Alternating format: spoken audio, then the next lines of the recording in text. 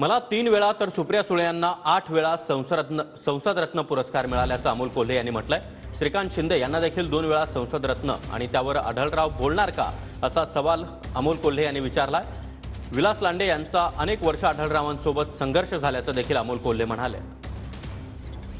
वाटतं की पुरस्कार घेणारे हात बदलले की बोलणाऱ्यांची भाषा बदलावी हे दुर्दैवी आहे। मला असं वाटतं की जो उदो विषयी त्यांना जर आक्षेप असेल, सर्वसामान्य लोकांना हा अभिमान वाटतो, कारण हा शिरूर लोकसभेच्या मायबाप जनतेचा हे आहे। आणि मग याच पद्धतीने या वर्षी पहिल्यांदाच, मला तर तिसऱ्यांदा यावेळी मिळाला, आमच्या सुप्रियाताई सुळेंना तर 8 वेळा मिळालाय। आणि यामुळे माननीय मुख्यमंत्री एकनाथजी शिंदे यांचे चिरंजीव दुसऱ्या टर्मचे खासदार होते, त्यांना पहिल्यांदा पुरस्कार मिळालाय।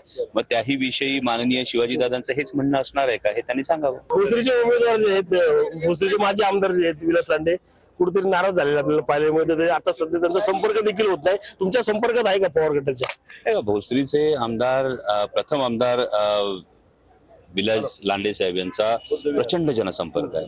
जर ज्यांचा 15-20 वर्ष विरोधात प्रचार केला, अशा उमेदवाराला आयात करून जर लादलं गेलं तर सर्वसामान्य कार्यकर्त्याला सुद्धा वेदना होतात। तर विलास लांडेंसारख्या नेतृत्वाला या नक्कीच वेदना होणार। इतकी ख्याती असताना विलास लांडेची त्यांना का तिकीट नाकारलं असेल? तुम्हाला काय वाटतं? तुमचे जुने सहकारी अजितदादा देखील होते सर्व। मला वाटतं की आपण आपल्या घरात बघावं, दुसऱ्याच्या घरात डोकं नये, त्यामुळे हा त्यांच्या पक्षाचा निर्णय। त्यांना का उमेदवार आयात करावा लागला हे त्यांचं आत्मपरीक्षण आहे।